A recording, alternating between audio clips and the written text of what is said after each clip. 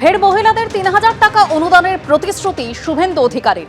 মে মাসে সরকার হলেই জুন মাস থেকে ৩,০০০ টাকা করে অ্যাকাউন্টে দেব। সায়েন্স সিটিতে বিজেপির মহিলা মোর্চার সম্মেলনে ঘোষণা করেছেন শুভেন্দু অধিকারী।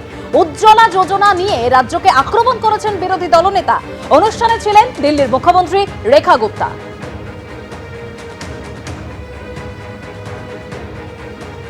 শুনলে অবাক হয়ে যাবেন, যারা প্রত্যেক দিন বলেন কেন্দ্র আমাদের কিছু দেয় না।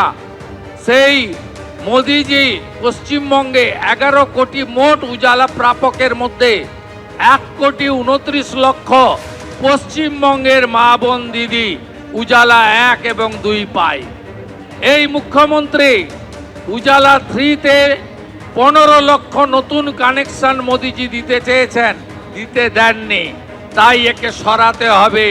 সরালে আগামী মে মাসে আমরা আরো 25 লক্ষ দিদিকে বোনকে উজালার 3-তে অন্তর্ভুক্ত করব।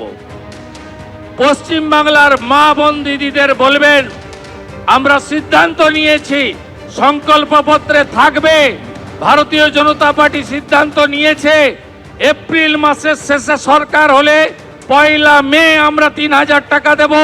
মে মাসে আমাদের সরকার হলে 1 জুন আমরা অ্যাকাউন্টে 3,০০০ টাকা পাঠাবো। আমরা সবাই বসে, আমি রাজ্য সভাপতি, আমরা সিদ্ধান্ত নিয়েছি, সংকল্পপত্রে থাকবে।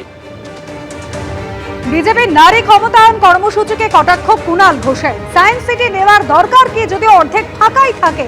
যে কোনো একটা ওয়ার্ডের কমিউনিটি হল নিলেই মিটে যায়। বিজেপির মহিলা সম্মেলন মঞ্চে দিল্লির মুখ্যমন্ত্রী রেখা গুপ্ত। এ রাজ্যে ওদের দলের সভাপতি এবং বিরোধী দলনেতা। ফাঁকা চেয়ারের সংখ্যা বেশি। সোশ্যাল মিডিয়া আক্রমণ শানিয়েছেন তৃণমূল নেতা।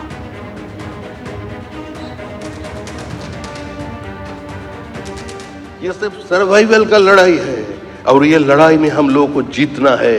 हम लोग जीतेंगे। सारे महिला जो आज आए हैं, ये एक बार में निश्चित रहिए, या हम लोग अभी भी पीछे है। जनता हम लोगों से आगे चले गए हैं। जनता चाहते हैं किसी भी कीमत पर भारतीय जनता पार्टी इस बार तृणमूल कांग्रेस सरकार को उखड़ कर फेंक देंगे। और ये सोचिए, बहुत बड़ा शिकारी जो होता है, तीरंदाज जो होता है, उसका तीर एक बार मिस हो सकता है, दूसरे बार नहीं। स्वतंत्र भारत के इतिहास में अमित शाह जैसा बड़ा वोट स्ट्रेटेजिस्ट को भी अभी तक जन्म नहीं लिया।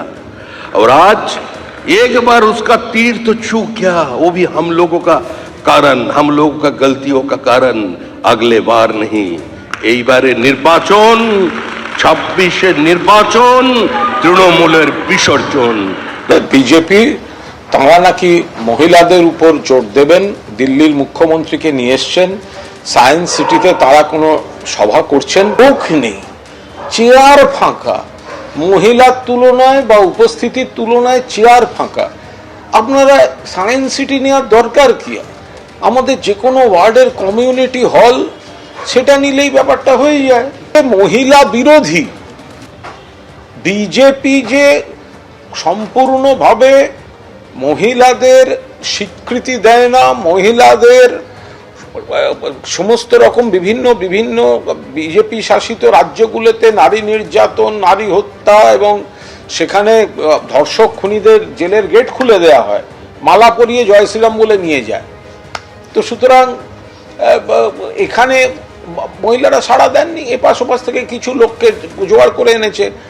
এবিপি আনন্দ, এগিয়ে থাকে, এগিয়ে রাখে।